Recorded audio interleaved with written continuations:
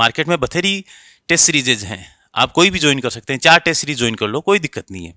एक तरीका ये भी है कि बाहर मार्केट से आप उठाएं और उस टेस्ट सीरीज को सोल्व करें, लेकिन एक बार इस टेस्ट सीरीज को देखें तो सही। इससे पहले जो टेस्ट हुए हैं, पिछले जो 3 टेस्ट हुए हैं, एक बार आप उनको उठा के मार्केट से देखो तो सही कि किस प्रकार के टेस्ट हैं।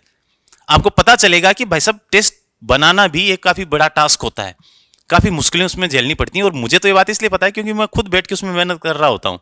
एक सवाल सीधा का सीधा किताब से उठा के इस तरह से ही डाल दो।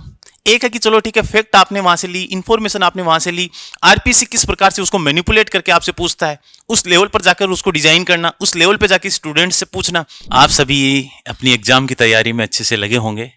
कुछ लोगों ने काफी सारी टेस्ट सीरीज ज्वाइन कर ली होगी और उसमें अच्छा परफॉर्म कर रहे होंगे, और कुछ इस बात को लेकर भी चिंतित होंगे कि भाई टेस्ट में अच्छे नंबर नहीं आ रहे। टेस्ट सीरीज बहुत सारी चल रही हैं, हमने भी कोशिश की, इससे पहले हमारी भी टेस्ट सीरीज चल रही थी और काफ़ी अच्छा पेपर बनाने की कोशिश की हमने। उसमें आपने देखा होगा कि जो डिटेल्ड एनालिसिस है वो भी हमने किया, किसी भी टॉपिक के पीछे या फिर किसी भी क्वेश्चन के पीछे क्या क्या चीज़ें हैं जो एसोसिएटेड हैं, उनके बारे में भी हमने डिस्कस किया जो टेस्ट सीरीज चल रही थी। उस टेस्ट सीरीज का जो सिलेबस था वो कुछ इस प्रकार से डिजाइन किया हुआ था कि एग्जाम की तब सर्टेनिटी नहीं थी। अब एग्जाम को लेकर थोड़ी सी पिक्चर क्लियर हुई है कि एग्जाम कब होने वाला है, और उसमें हमने आपको बताया था कि हम एग्जाम के हिसाब से उस शेड्यूल को चेंज करेंगे। और जब आप कोई भी काम करते हैं तो उस काम करने के दौरान आपको कई बार ऐसा लगता है कि ये सुधार और किया जा सकता है। तो इस बार जो बिगुल का जो तीसरा सीजन आ रहा है उसमें कुछ सुधार हमने किए हैं, और टेस्ट का जो शेड्यूल है उसको थोड़ा सा साइंटिफिक बनाने की कोशिश करिए। सिलेबस को कुछ इस प्रकार से तोड़ा है कि आप जो भी अपनी तैयारी कर रहे हो उसमें आपको ज्यादा बाधा न हो और आसानी से उन चीजों को कवर कर पाए। कवर करने की बात यह है कि अगर आपको बहुत ज्यादा बड़ा सिलेबस मिल जाए किसी 7 दिन में पढ़ने के लिए, तो हम अगर उसको कवर नहीं करते हैं तो फिर वही बात कि टेस्ट देने जाएं और बिना तैयारी के जाते हैं, फिर ठीक से एनालिसिस नहीं कर पाते हैं कि कहाँ कमी रह गई, तो फिर वो टेस्ट सीरीज के लिए जो दिया गया टाइम है वो खराब हो जाता है। टेस्ट सीरीज अच्छी कौन सी होती है, पहले तो इसको थोड़ा सा पहचानना आना चाहिए कैंडिडेट को। देखिए कि अगर मैं आपको ही कहूं कि अगर आप कोई क्वेश्चन बनाइए और बहुत टफ बनाइए, किसी को आना नहीं चाहिए, तो आप में से बहुत सारे लोग वैसे क्वेश्चन बना देंगे। लेकिन एग्जाम का मतलब ये नहीं होता है। एग्जामिनर को सारे कैंडिडेट्स को देखते हुए चलना होता है, चाहे वो किसी गांव के या फिर किसी रिमोट एरिया में रह रहा हो, उसका लेवल क्या है, एक बहुत अच्छी जगह से पढ़ा है उसका लेवल क्या है, किसी ने कोचिंग ली है किसी ने नहीं ली है, तो ये सारी चीजें एग्जामिनर देखता है। टेस्ट या फिर जो एग्जाम है, रियल एग्जाम, वो कभी भी इतने टफ नहीं बनाए जाते। जानबूझकर किसी चीज को टफ बना देना अच्छा क्वेश्चन या फिर अच्छी टेस्ट सीरीज नहीं माना जाता। टेस्ट सीरीज अच्छी वही मानी जाएगी जो कि मानक फॉलो किए जाते हैं आरपीसी के द्वारा, उनके हिसाब से उसको डिजाइन किया गया हो। सवालों का जो रेशियो हो वो उस हिसाब से हो, सवालों का स्तर हो वो इस हिसाब से हो, सवाल कितनी गहराई में जाके आप पूछ रहे हैं, फैक्ट कितने पूछ रहे हैं, कंसेप्चुअल नॉलेज जो है वो आपकी कितनी चेक की जा रही है। अगर कोई चीज रेलेवेंट नहीं है फिर भी अगर आप टेस्ट में पूछ रहे हैं लेकिन वो एग्जाम से कोई लेना देना नहीं होता इसका, तो आपको उन चीजों का ध्यान रखना होता है। अब बात आती है उसमें उस लैंग्वेज की जो कि कोई भी कमीशन सेट करता है। किसी भी सवाल को पूछने का तरीका, जो शैली है, आपको कौन से शब्दों का यूज करना है, ये सब चीजें भी मायने रखती हैं। वो इसलिए मायने रखती हैं कि ताकि जब आप पेपर को कर रहे हो तब आपको उसके साथ फेमिलियर फील हो। अगर मैं मान लो कि हिब्रू में आपसे पूछ लूं और हिब्रू में यहां पूछा नहीं जाता, तो फिर वो आपके लिए सही टेस्ट सीरीज नहीं है।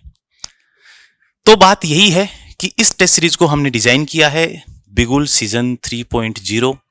इसमें हमने टोटल जो टेस्ट हैं वो लगभग, अगर पिछली वाली को मिला लें तो लगभग संख्या उतनी निकलती है, लेकिन इसमें हम 12 टेस्ट करवाएंगे आपसे, 12 टेस्ट करवाएंगे। शेड्यूल आपके सामने इस प्रकार से है कि हर सब्जेक्ट को इस हिसाब से तोड़ा गया है। देखिए 5 सेक्शन बनाए गए हैं, फर्स्ट, सेकंड, थर्ड, फोर्थ और फिफ्थ।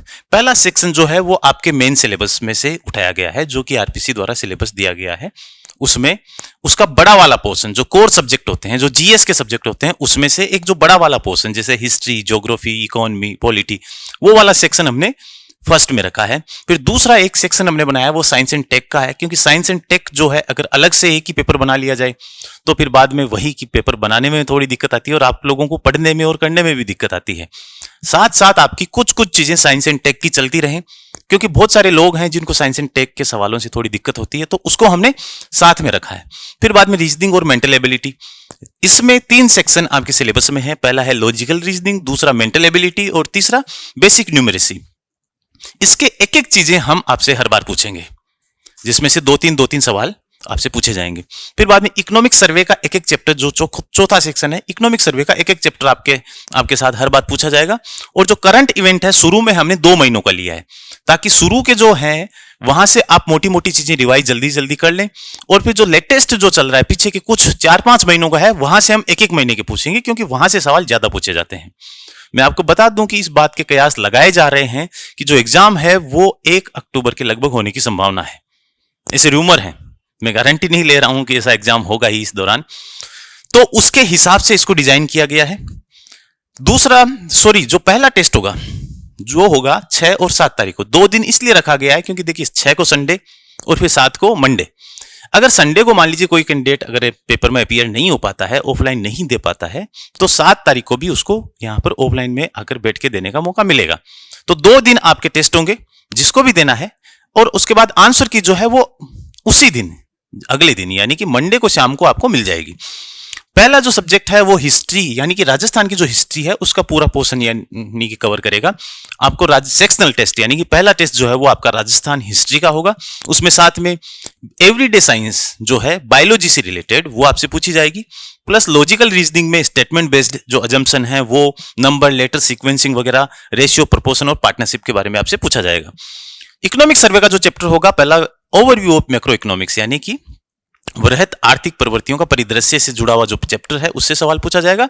और मई और जून 2022 का करंट पूछा जाएगा।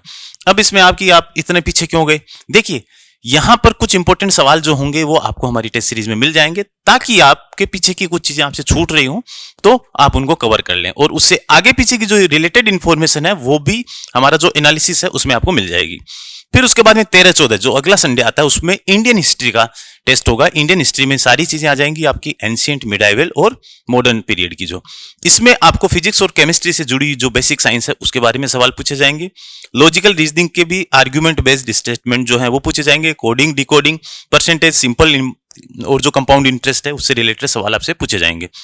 फिर बाद में सर्वे का सेकंड चैप्टर है। ऐसे करके टोटल जो 12 टेस्ट जो हैं आपसे पूछे जाएंगे। उसमें देखिए कि बाद में तीसरा test geography plus economy of Rajasthan, क्योंकि दोनों का सिलेबस जो है वो थोड़ा सा काफी सिंक्रोनाइज सा सिलेबस है, उसमें आपसे पूछा जाएगा। फिर जो वर्ल्ड ज्योग्राफी के साथ इंडियन इकोनॉमी के जो बेसिक कंसेप्ट हैं वो आपसे पूछे जाएंगे। तो ये जो मॉड्यूल है ये मिलके इन दोनों का हो जाता है। इस दौरान साइंस एंड टेक का डिफेंस और स्पेस टेक्नोलॉजी से जुड़े हुए सवाल होंगे।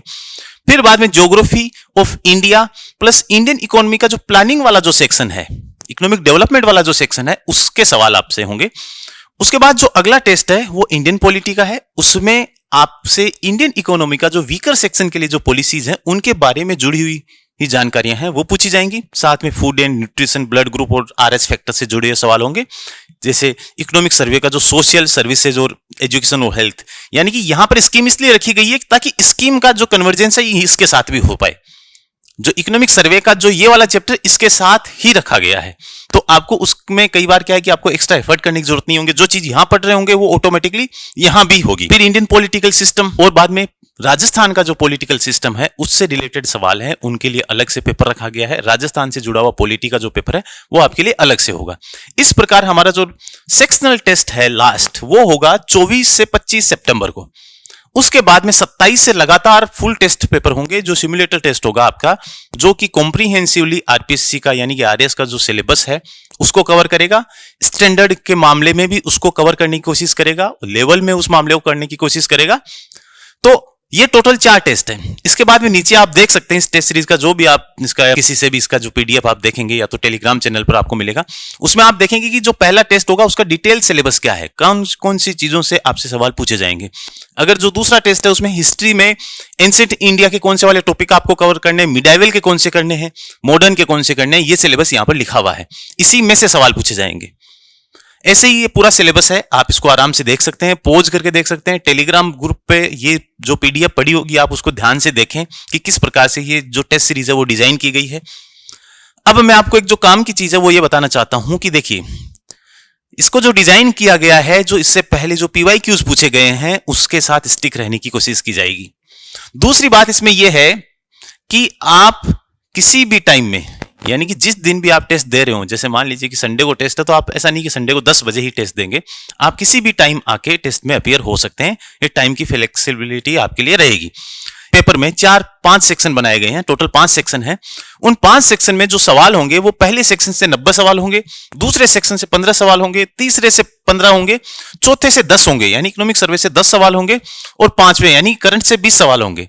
ये पैटर्न है, ये स्टैंडर्ड्स हैं जो कि फॉलो किए जाएंगे। उसके बाद में एक जो बैलेंस है कंसेप्चुअल नॉलेज और फैक्चुअल नॉलेज, उनके बीच में बैलेंस बनाने की कोशिश की जाएगी इस टेस्ट सीरीज में, क्योंकि आजकल जो आरएएस का जो एग्जाम है वो काफी थोड़ा कंसेप्चुअल बेस की तरफ भी जा रहा है, कंसेप्चुअल सवाल भी उसमें पूछे जा रहे हैं।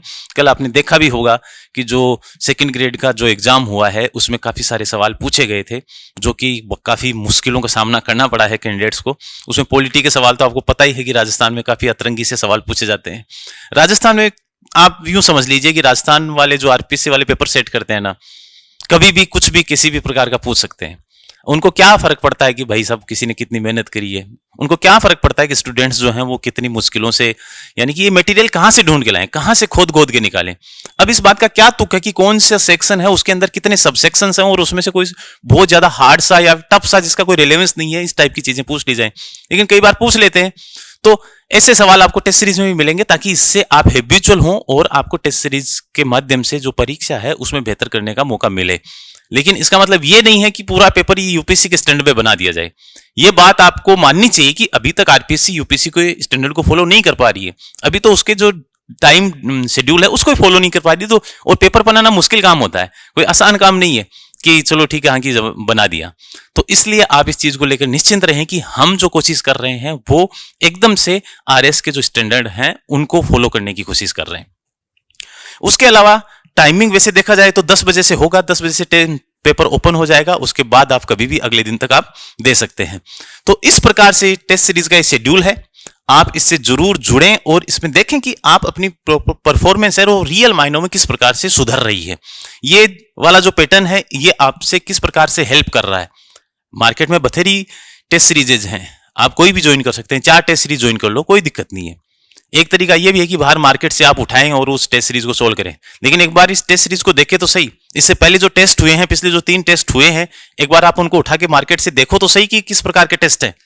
आपको पता चलेगा कि भाई साहब टेस्ट बनाना भी एक काफी बड़ा टास्क होता है, काफी मुश्किलें उसमें झेलनी पड़ती हैं। और मुझे तो ये बात इसलिए पता है क्योंकि मैं खुद बैठ के उसमें मेहनत कर रहा होता हूं। एक सवाल सीधा का सीधा किताब से उठा के इस तरह से ही डाल दो। एक है कि चलो ठीक है फैक्ट आपने वहां से ली, इंफॉर्मेशन आपने वहां से ली, आरपीसी किस प्रकार से उसको मैनिपुलेट करके आपसे पूछता है, उस लेवल पर जाकर उसको डिजाइन करना, उस लेवल पर जाकर स्टूडेंट से पूछना, ये थोड़ा मुश्किल काम होता है। तो हमारी मेहनत को हम ये नहीं कह रहे हैं कि भाई हम ही मेहनत कर रहे हैं, सभी मेहनत कर रहे हैं, लेकिन एक बार टेस्ट सीरीज को एक बार आप देखिए, उससे आपको पता चलेगा कि लेवल क्या होता है। लेवल कभी भी नहीं होता है कि आप किसी भी टेस्ट सीरीज को कितना टफ बना दें। तो ये हमारी जो तीसरी सीजन है बिगुल टेस्ट सीरीज की वो है, और इस बार हमारी काफी मेहनत इसमें लगी हुई है और हम चाहते हैं कि आप में से ज्यादा लोग जो हैं वो इस टेस्ट सीरीज के थ्रू अपनी एग्जाम में बेहतर परफॉर्म करें। धन्यवाद, गुड लक।